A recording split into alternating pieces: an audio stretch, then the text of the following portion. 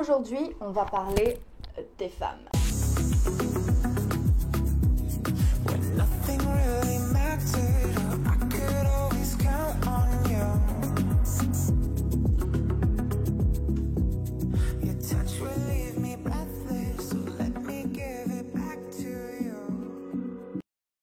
Salut mes petits bichons, j'espère qu'aujourd'hui ça va. Moi écoutez, de mon côté on est pépouze, hein, on est toujours dans le flow là des vidéos. Et aujourd'hui j'ai envie de vous parler des femmes. Pourquoi est-ce que... Je sais pas si je suis claire dans ce dont je vais parler, mais de toute façon vous allez finir par comprendre.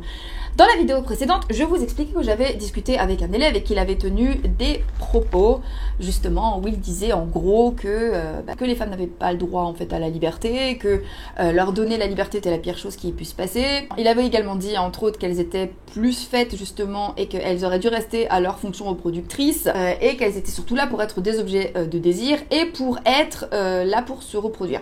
Alors, bien évidemment, je lui ai fait remarquer sur le coup que dire ça à un individu avec qui il travaillait depuis plusieurs mois et donc à qui il avait sollicité des services professionnels, c'était, je pense, pas cohérent et qu'en gros, me dire ça, c'était tout simplement, littéralement moi, à titre personnel, me cracher à la gueule, mais aussi, c'était remettre en question l'intégralité de ce que j'avais accompli de ma vie, mon rôle dans la société, mon rôle auprès de lui parce que j'étais sa coach et l'intégralité du travail qu'on avait fait ensemble depuis des mois. Et une des réponses qu'il a données, c'est en écrivant ça, j'ai pas pensé à toi, je ne pensais pas à toi. Bien évidemment, j'ai eu envie tout de suite de sortir mon cahier et de faire une vidéo parce que pour moi, c'était la racine du problème. La raison pour laquelle je fais le métier que je fais aujourd'hui et c'est la raison pour laquelle c'est la phrase qui m'a donné envie en fait d'en faire une vidéo. Parce que c'est quelque chose que je vois très régulièrement. Et c'est quelque chose que je vois régulièrement dans toutes les formes de discrimination que j'ai pu observer ou à laquelle j'ai été confrontée. Parce que je suis pas non seulement une femme, je suis aussi une femme d'origine maghrébine, issue des quartiers populaires. Je vais pas sortir mes cartes victimes à chaque fois, comme des en face cachée, mais forcément cette position-là m'a confrontée en fait à ce genre de situation. J'ai eu droit, moi aussi, comme tout le monde, à le « Ah, j'aime pas les Arabes, mais toi, je t'aime bien, parce que, je sais pas, tu t'intègres. » Et c'est exactement ce à quoi ça m'a renvoyé quand il a dit ça. Je lui ai fait comprendre, justement, c'est ce que j'expliquais, que le problème, c'était ça, en fait. C'est que quand il voyait les femmes, et qu'il essayait comme ça de donner son avis sur ce que l'on devrait faire des femmes, il ne pensait pas à moi, mais il pensait pas en général aux femmes qu'il connaît en fait. Parce que dans les femmes à qui tu aimerais retirer leurs droits, il y a ta mère. C'est ta mère qui a payé avec son salaire en fait la nourriture dont tu disposes. Et en fait c'est un phénomène d'humanisation et d'individualisation que les gens qui ont des propos discriminatoires ou des gens qui sont racistes, sexistes, ne comprennent pas. Il n'y a pas d'un côté la bonne femme et de l'autre les autres femmes. Il n'y a pas d'un autre côté je dis n'importe quoi, le bon noir ou le bon arabe et d'un autre côté les autres qui sont un tas homogène que l'on peut objectifier et à qui on peut prêter tous les défauts qu'on veut parce qu'on a eu affaire à un ou deux individus de cette même catégorie qui ont justement montré des mêmes traits de personnalité qui peuvent être négatifs. Il n'y a pas d'un côté votre femme, votre mère, votre sœur, votre cousine, votre fille et d'un autre côté les femmes. Nous les femmes, nous représentons 50% des gens que vous connaissez. Le problème vient de ce que il y a d'un côté des individus qui s'avèrent être des femmes et à qui vous prêtez en fait leur caractère individuel. Et d'un autre côté, les femmes auprès de qui vous pourriez avoir un intérêt romantique. Bien évidemment, j'admets le fait qu'on n'a pas du tout le même comportement quand on est dans un jeu de séduction et quand on est dans un rapport de relation classique, que ce soit en couple ou alors un rapport familial, etc. Le jeu de la séduction fait appel en fait à des biais psychologiques qui peuvent nous amener des fois à avoir des comportements ridicules, on est d'accord ? C'est pas ce que je voulais dire, c'est pas exactement là où je voulais aller. Aussi, il y a quelque chose que je trouve assez dommage, c'est ce genre d'attitude, justement, considérer les femmes comme des individus à part, des petits êtres un petit peu spéciaux, un petit peu mystérieux, qu'on a du mal à comprendre, etc. C'est exactement l'attitude qui vous empêche, d'une part, d'avoir des relations épanouies avec les femmes, et en plus de les comprendre. Parce que si vous passez le comportement des femmes au crible de « c'est des femmes hein, », ce sont des individus différents de nous, et par conséquent, je ne peux pas m'expliquer leur attitude, effectivement, vous n'allez pas les comprendre. Alors que je peux vous assurer qu'il y a une grande partie des comportements que les femmes vont observer. Si vous les passez au crible de « ce sont des humains », et si vous essayez d'interpréter leurs réactions comme des réactions d'humains, ça va faire beaucoup plus sens, en fait. Je ne nie pas, cependant, qu'il y a une réelle différence de comportement entre les hommes et les femmes. Je ne nie pas le fait qu'il y ait des différences en général entre les hommes et les femmes. Et je ne nie pas non plus que nous ayons été éduqués différemment. Et que par conséquent, dans la mesure où nous avons été éduqués différemment et que l'on a reçu en tant qu'homme et en tant que femme des principes complètement différents, ce que je trouve absolument ridicule, soit dit en passant, je ne nie pas le fait que oui, cela a des conséquences ensuite sur nos comportements en tant qu'adultes. Et pour ces choses-là, je vous recommande de vous poser une question. Comment les femmes ont été éduquées? Et si vous essayez de comprendre le comportement d'une femme, et vous vous rendez compte que même en essayant de vous mettre à sa place et en essayant de faire preuve d'empathie, vous ne comprenez toujours pas son comportement, essayez de comprendre quelle a été l'éducation qu'elle a reçue. Et là, je parle notamment des femmes occidentales. On a toutes des backgrounds différents, on est toutes très différentes, on a toutes des personnalités différentes. Mais nous avons une culture qui est commune, notamment en Occident. Nous avons reçu de la part des médias, de la société, et parfois de nos parents, des principes qui sont les mêmes. La société, en grandissant, en expérimentant, en faisant des choses, nous a apporté un feedback qui peut être le même.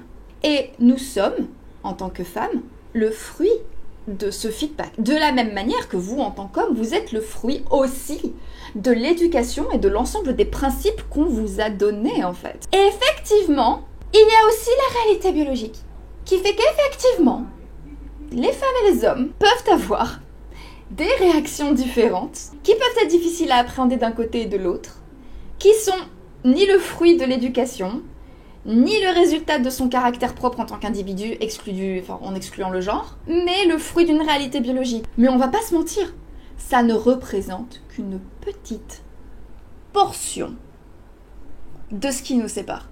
Et je peux vous assurer que lorsque j'ai un comportement que mon compagnon ne comprend pas, quand je l'invite à se mettre à ma place, ou quand il m'invite à se mettre à sa place, dans 99% des cas, on se comprend.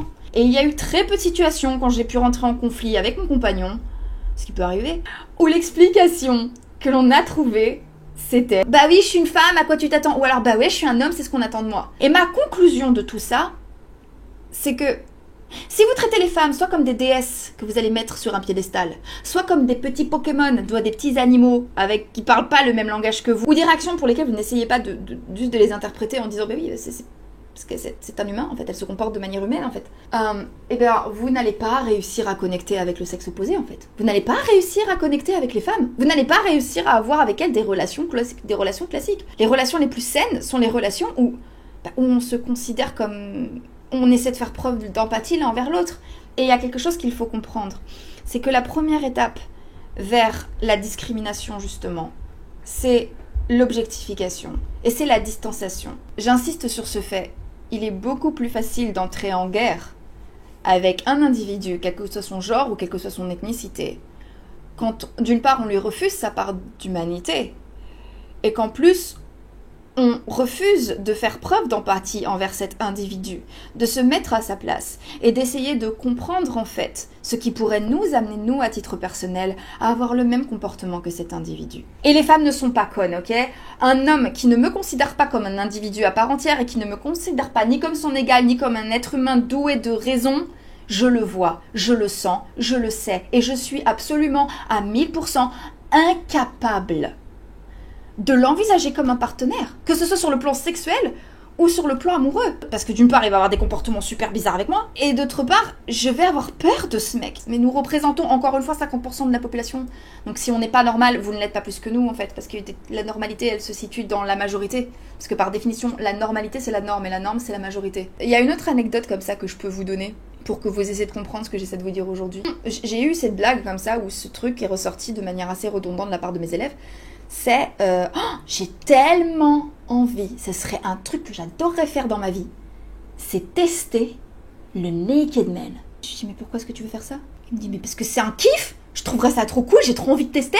Et donc là je réponds à mes élèves, j'en ai eu plusieurs. Je réponds à mes élèves, je leur dis bah alors question 1, si t'avais rencard avec une femme que tu trouvais incroyable, genre la femme de ta life, genre la femme tu la connais, tu la trouves tellement exceptionnelle, t'as envie de l'épouser, t'as envie de lui faire des bébés, t'as clairement pas envie de niquer une seule once de chance avec elle, est-ce que tu testerais avec elle? Il fait bah non. Non, clairement pas, j'oserais pas. Il me fait parce que j'aurais trop peur de faire de la merde.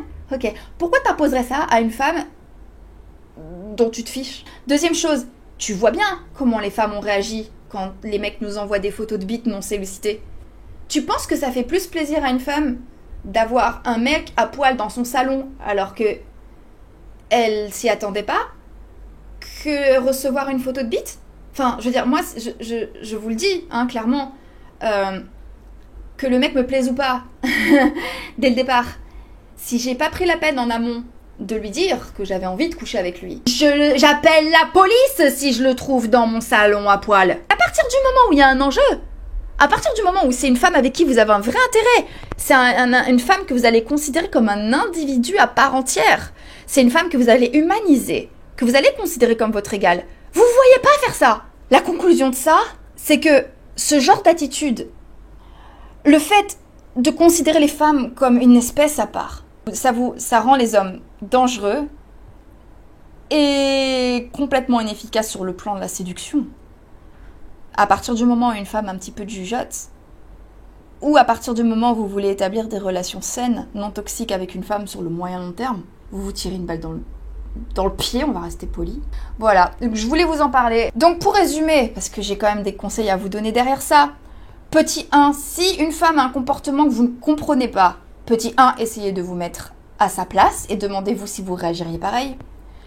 Petit 2, si vous avez du mal à comprendre, essayez de vous demander si ce n'est pas le résultat de son éducation. Et à ce moment-là, essayez de comprendre qu'une femme est le fruit de son éducation dans la société dans laquelle on est.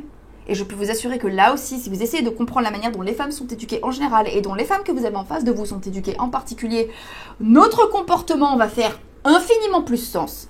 Faites preuve d'empathie envers les gens que vous avez en face de vous, quel que soit leur genre, et partez du principe que vous avez quelque chose qui vous unit. C'est que vous êtes des humains avec un cerveau, un cœur et un ego. Et enfin, avant de tester des techniques de séduction douteuses, demandez-vous si un individu, une femme moche, qui vous plaît pas, ou un mec, testait ça sur vous, est-ce que vous vous sentiriez bien? Ou est-ce que vous vous sentiriez plutôt humilié, rabaissé, objectisé, mal vu? Essayez de vous demander si vous accepteriez qu'on vous fasse ce que vous nous faites.